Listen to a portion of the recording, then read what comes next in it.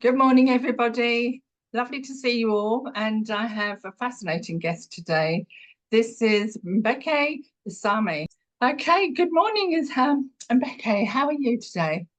Good morning, Victoria. I'm really well. It's a good Tuesday morning, and I'm starting my day off with a walk and then did some gym work and then made some juice. So having a nice morning.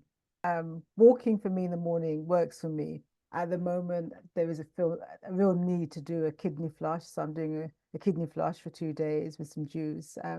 Yeah, everybody has to do what works for them. And you need a clear head, don't you, when you're writing, when you come to trying to put all this emotion and thought into words that other people can understand. Yeah. So tell me a little bit about your writing journey then, because I mentioned poetry. How did you start? I started writing at secondary school, and when I think about it now, it's probably what young people do when they're doodling, when others are playing with little gadgets. I used to write short poems, and it was my way of filling the gaps in between teachers talking, with me thinking about things, and a way of putting together my thoughts. It was very private initially. It was, just a way of exhaling, I suppose. It's a way of exhaling. Yeah. Mm, yes, and so when you came to start putting your poetry into books and writing the books, because I know if you all go and look and Mbeke Wasame at Amazon, for example, you'll find a plethora of books. So what started that? I mean, how did that come about when you started to put things into publication? Okay, so I'm going to share with you something that's absolutely precious to me. So this is a typed book, one of my first books that I did at school when I was 11 years old. Wow. And at that time, it was about putting some work in a place that I knew I could find it. So having all of my poetry together, typing them out, and then literally stapling the paper together.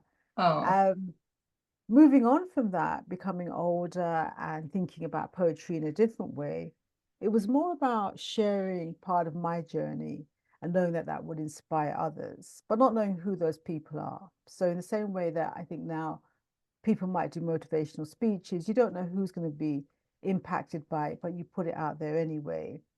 So, Mhm. one of my first published books was this one, Exploring All of Me. And that was in my name that my mother gave to me. I've since changed my name. And I was part of a writing group as a young woman, straight out of university, needing some place to go, some group of people that might understand my very mixed up head at the time. Mhm. Joined a writing group, and the writing group in my local area in Peckham in London had just been awarded a grant Oh. to publish two anthologies. So they asked all the women attending to bring their poetry in. I literally had a carrier bag because there were, it was pre-computer day, so I'd written all my poems down or typed them. Had a carrier bag of poems, brought them in, Wonderful. and I was with another woman, and nobody else brought anything in. And they said, "Oh, okay, well, let's give it another week, see if anybody else has work." And I suspect that having brought in that much work, the other members of the group were quite intimidated, and so whatever they had, they didn't bring in. And so the two of us received a book each. That was my first published book. Oh, that's Um, amazing. What a story. and Yeah. that was in my early 20s. And it was really like, I didn't know what was going to come out of it. But what actually came out of it was that the book was published by a local publishing company who was part of the bookshop. And they were called Peckham Book Place. Mhm. And they had a window display of all of the books published by local authors. My book was there. A lady from Boston, a few months after the book was published, saw the book and invited me to Boston, Mhm. in America, to Washington, and to New York to run some workshops with adults. Gosh, So that's what came out of my first. that's That was quite amazing. amazing. Yeah, it was. It was. How many authors would love that to happen? Oh, it was fabulous. It was fabulous. And it was also quite surreal. I'd be in rooms with women and men who were attending these adult education programs. And they say to me, so you like Maya Angelou then? And I'd be like, Oh, yeah. Maya Angelou is one of Who my doesn't? heroines. I'd be like, no, no, not quite. Are you like Alice Walker then? And I suppose in their eyes, coming from overseas with a published book, and for people who've never published, just seeing someone who had a Yeah. publication, they were Mm, like, you must be famous. I didn't feel very famous, but I was feeling very, very blessed to be mm. yeah, to be invited there. So yeah, it was fantastic. It was fantastic. Yeah. Yeah. So And that must have given you a lot of confidence to continue writing. absolutely, absolutely. And that external validation does that. You know, when people Mm, validate you and say this is good enough for you to invite you overseas, it does. It gives you a boost and mm, a little pep in your step. And you know, on one of my journeys overseas, I think I was traveling between Boston and Washington, and I got onto the plane and it was in 3 seats, and there was a guy at the end, elder man, and he looked at me, and I was keeping a journal at the time, and he looked at me and he said, "What do you do?" I said, "I'm a poet." And he said, "Oh my gosh," he said, "Can I borrow your journal?" And I was like, "Yeah, okay." And he took my journal and he wrote at the back of it, and he wrote this thing which I love and I still have to this day. And he mm, just said, you know, poets are so important and they bring us a message to the world that nobody else can, and just keep shining. And I still have that. And I was just like, oh oh, my gosh. that's So there was, you know, so many things that happened on that mm, trip that just kind of made mm, me feel very important. And yeah, just really boosted my confidence as a writer. mm, Yeah. mm. And so when did you go off into other directions then, and how did that happen? Well, that's an interesting question because as a writer, I've never only written poetry. So I've written short stories, I've written prose. Hmm. Um, my photography journey started in my teens as well. So I've been a photographer for a while, and you know, focusing on my writing. Um, yeah, I think I started to look at essays that I'd written and submit them to magazines and to competitions. Because again, you know, with the confidence of having had a publication, I Mm, felt, well, I can write. So let me get my work out there. And again, the feedback to a lot of the poems that I'd written was really phenomenal. And that made me feel good to have inspired and impacted other people. mm, So over the years, it's always been, you know, doing different things which I've enjoyed. mm.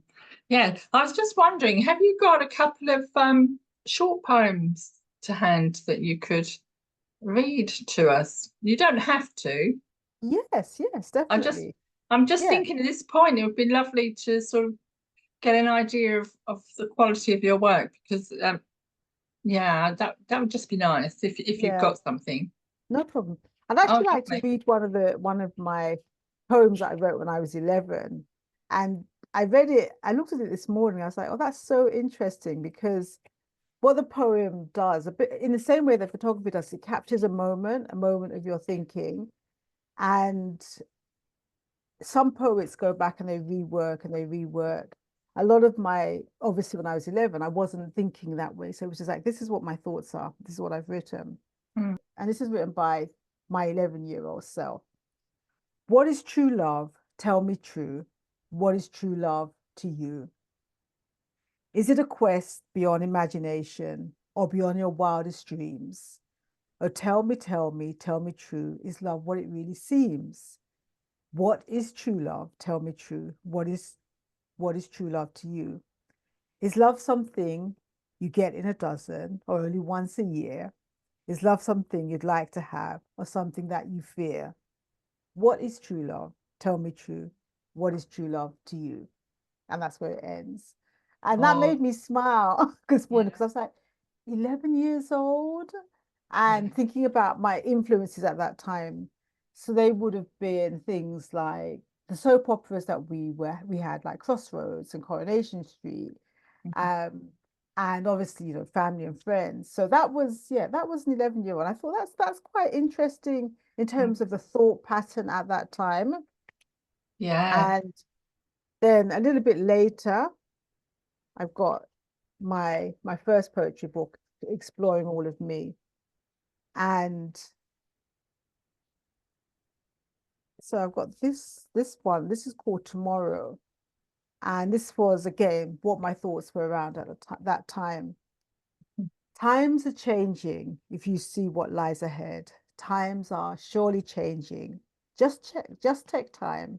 You'll see the change. We've been down on the rock for so long. Ain't no way things staying the same. Talking blues won't be the children's song. Just take time. You'll see the change. Tomorrow is serious, if you really know what I mean. Decisions will have to be made. Time for definitions of where we're striving to. Too long we're still playing this game. Black people have gone full circle, realizing what a hypocrite white philosophy has been.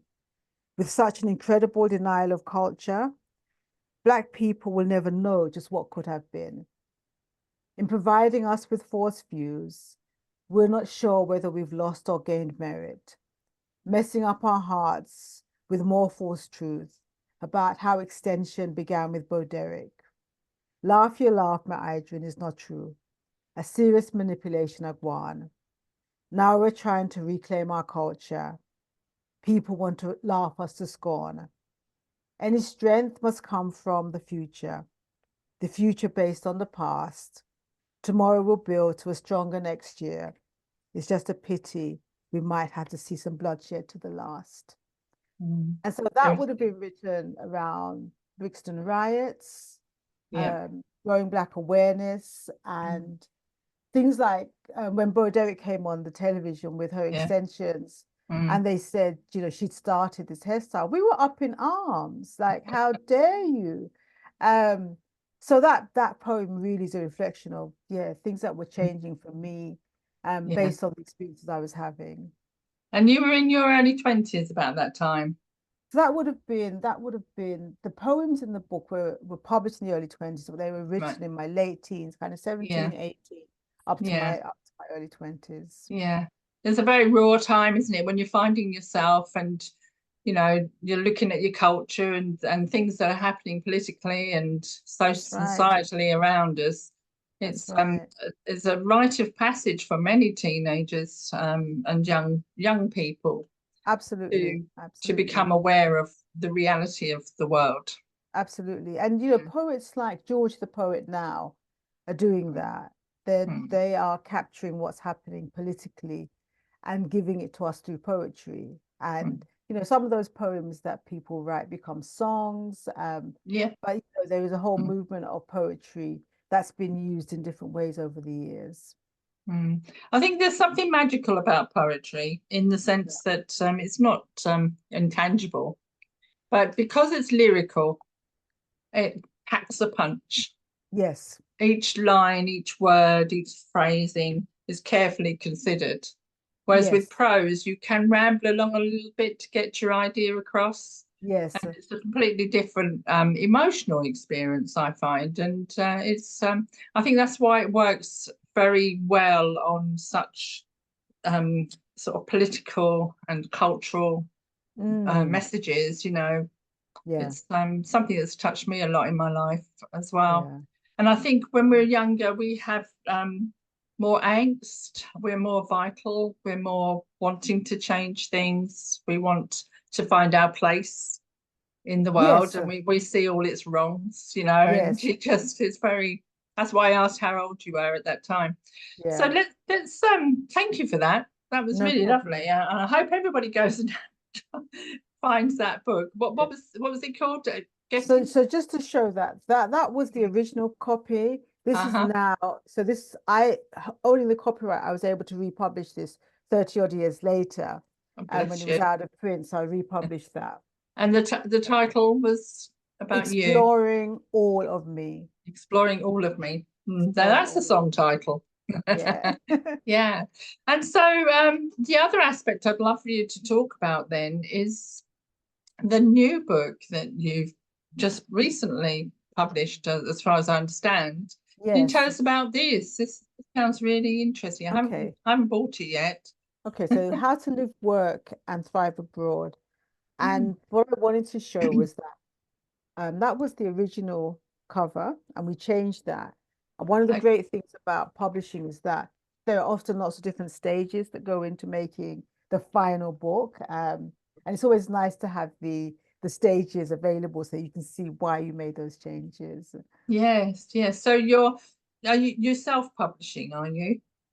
This book wasn't self-published. This book was actually published with a company.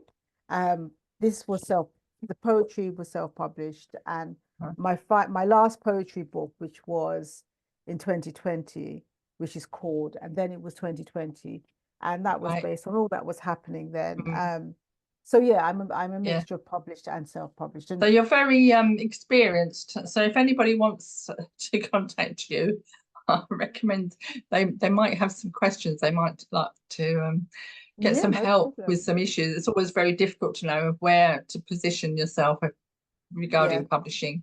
of Yeah. course, of So tell us course. about this book then, because obviously you traveled quite young to America. So this book was actually written because of my international career.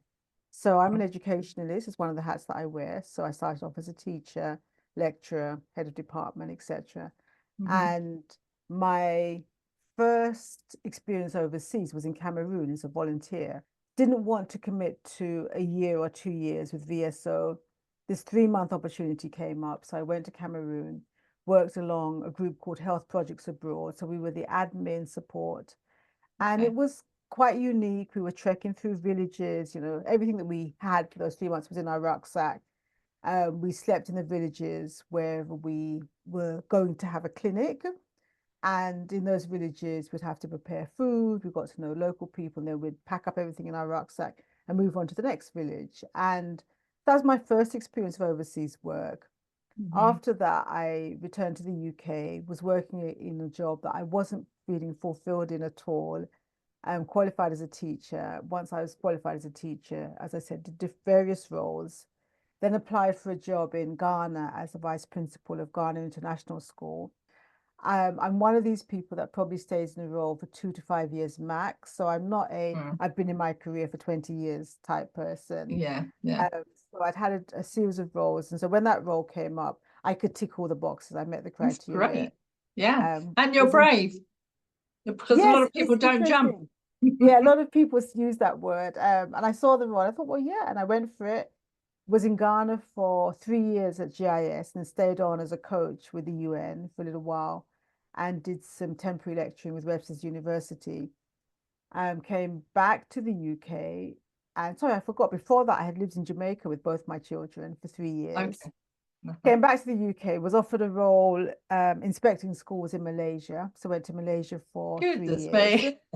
And so, yeah, and so a lot of people were like, well, how do you work abroad? How Yes. does it become a reality? That's how the book came about. It makes Literally, sense now. yeah, it was Now a you just combi told me all that. I can yeah. see why you would write that. It's a combination of my experiences and little gems that people often don't think about when they're going overseas. So a lot of people have thought about it, and a lot of people use the word brave.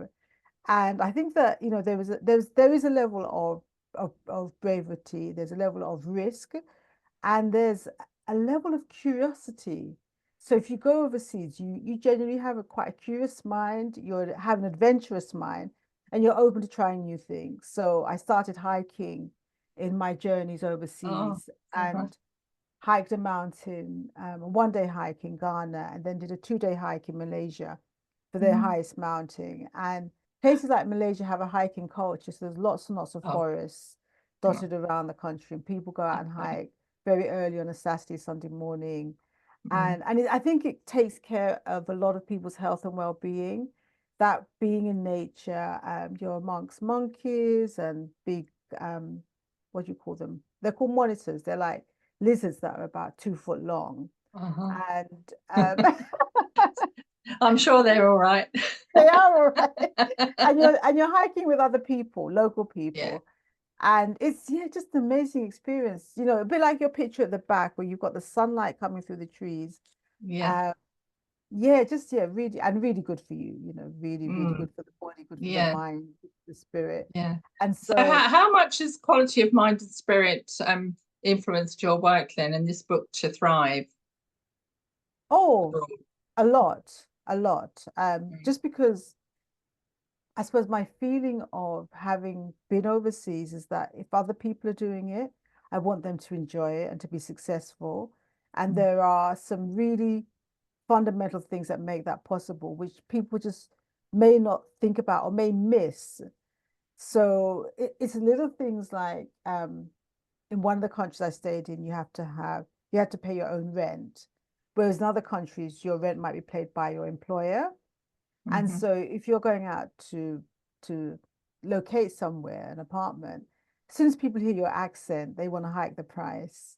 Oh, So yeah. it's like, and that happens a lot when we travel. So it's being Mm, mindful of that. And then it's also, I had a landlord who came around one day to do my inventory when I just moved into the apartment. And she was moving very quickly. She was like, everything's fine, fine, fine, fine, just sign here. And I said, no, this is not my first overseas apartment. I actually want to take a moment and have a look. And just as well, because the leather sofas had big slits behind them, but they were against the wall. And I thought, well, if I mm, hadn't seen that, I would be paying for that at the end out of my mm, deposit. Um, and it's little gems that you pick up the longer you're away, mm, that can help other people who are going into their first or their second overseas role. Or mm. if So people it, decide to relocate and yeah, it's not for work, it's quite similar things that you have to look out for. yeah. I know a lot of countries have different laws and things like that. People assume that everybody's the same and they're not. No, But absolutely. so there's lots of practical help in this book then, Yes, practical yeah. advice.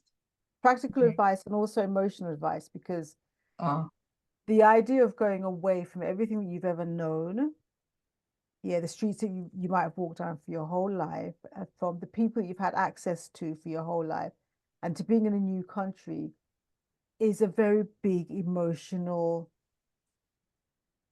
you're detaching yourself from everything you've ever known. And not everybody wants to do that, first of all.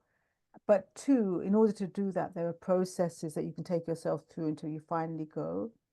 right. And, you know, again, little things like a lot of people live in parts of London and they never ever go to other parts. And one of the things that is great when you go overseas is the opportunity to travel. So why not start that where you are? Go to a part of the world you've never been to, a part of your town that you've never been to, speak to some strangers that you've never spoken to, because that's Mhm. a big part of traveling. That's You so speak to strangers simple all and the time. yet so important. It is simple, and Yeah. there are people who land in new countries and they've never spoken to a stranger in their life, and suddenly one day they're lost and they're not sure what to do. And their experience overseas may not be as great as it could be. So the Mm, the book mm, gives those tips and goes through yeah. little things that they can tick off Yeah. and use. And this is available on Amazon, is it? It is, it is, it is And available on anywhere Amazon. else? Is this one Um, published through a publisher or through this yourself? one is available on Amazon only. My poetry books are available also on LuLu, Oh which is yes, yes, the self-publishing platform. yeah, So people can purchase it on LuLu, which is better for me. yeah. um, but the How to Live Abroad book is on Amazon. Great. Well, what I'll do then is I'll ask you now how people can contact you, and Yes. I'll put all the information on the back of the video and the Okay, description, great, etc. So, great. so how do you have an email or a website? I have a website which is, do you want me to give you that now, or I can Well, send you all of those just give details? me the name of the website and Okay, the. so it's my name with the word international at the end, Mbeke Waseme International. So if you Google that, my website will come up. Mhm. And then my email is umbeke@umbekewaseme.international. Right, that's brilliant. That's Yeah. lovely. And there's a plethora of books to go and look at. And obviously, Yes. you're very deep, caring person, self-caring, self-nurturing, but you care about other people. And I think that's come across a lot. Sometimes people have special diets, and Yes. actually where they choose to live could be determined by their diet, because not everything is available everywhere. And No. Amazon doesn't deliver everywhere. So No, that's true. Yeah. yeah, Okay then. Well, yeah. thank you very much. And cheerio, Thank you. everyone. See you again soon.